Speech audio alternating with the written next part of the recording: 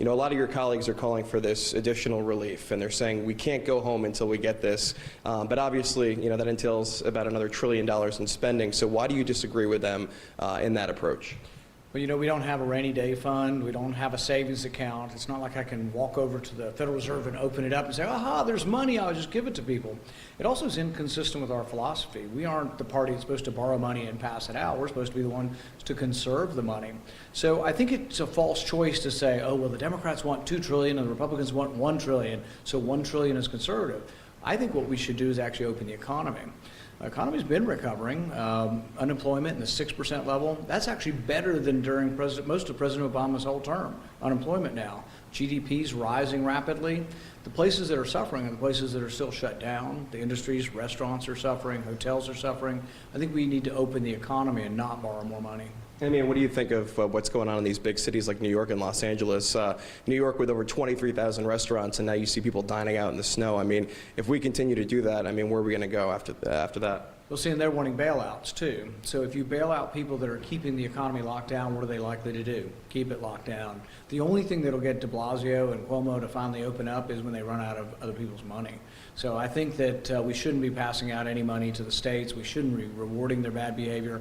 And really, this has probably been the worst time in the history of our country for power being accumulated into the hands of very few people. You know, nobody ever intended that governors would be sort of czars or dictators in charge of the economy. In my state, you can't have indoor dining, you can't have outdoor dining, your kids are not in school. We're worse than New York City right now in Kentucky. Our governor has shut the schools down, even though all of the science shows that, and all of the evidence, that you really aren't having a surge when you have the schools open. Yeah, obviously there's that conflict between you know, you and the governor in terms of what you want to see. Do you think most people in your state just want to see businesses back open, or do you think there's a lot of demand for that relief too? Well, see, I think there's a difference between good advice and a mandate. I lost 2 good friends this week to the virus. So I'm not saying it's not deadly. I'm not saying there's not good advice. If you're 85 years old and you ask me, should you go to church and sit there for 2 hours, I'd say my best advice is don't. But I would never mandate that you can't go to church. I would never mandate that you close the church. I would never mandate that you close a religious school. So there's a difference between good advice and trying to, you know, be careful about things and ignoring the First Amendment. When we start closing churches and closing religious schools, our country was founded on religious freedom, and if we lose that, we're in a bad way. And, you know, I know from talking to you before, you're not a fan of the Department of Education. And this stimulus plan calls for funding K-12 schools, universities. Do you think that's just more wasteful spending right there? Yeah, I would get rid of the Department of Education and let it go back to the states. This is what Reagan ran on in 1976 and 1980, and we never quite got there. But I tell the teachers, look, there'd be more money for teacher salaries if you weren't wasting it on bureaucrats in Washington. There's no evidence that since the Department of Education we've done better with competing with other countries. I think we do better with more local control. Plus, if someone screws it up at the Department of Education in Washington, they're in charge of all education, they screwed up for the whole country.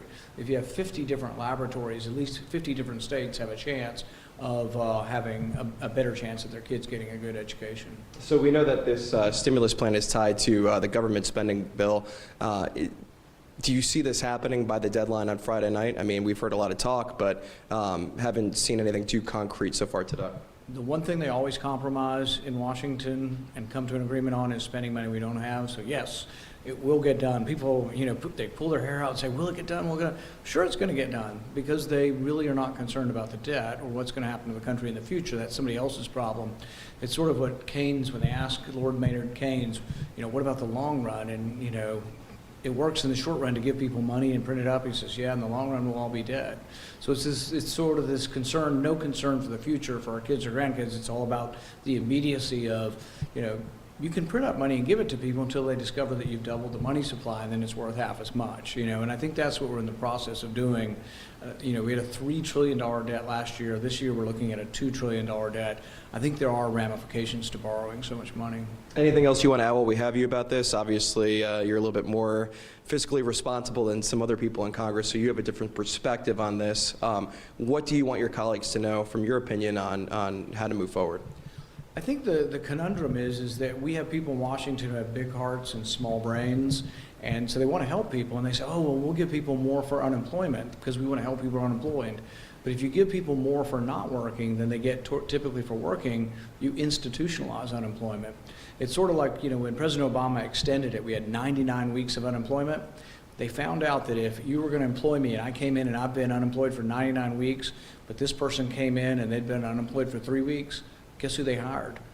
They think something's wrong with you if you haven't been working for 99 weeks. The employers all pick the person that's been out of work 3 weeks. So it's a disservice. They think you're helping people by making unemployment longer, but you're actually hurting them. And if you pay them more than they get for working, it doesn't make sense to go back to work. But the longer you're out of work, the less value you become as a worker. All right, thank you so much for your time. Appreciate it. You just watched Newsmax TV, America's fastest growing cable news channel, now in more than 70 million homes. You can get Newsmax TV on your cable system or check your cable guide.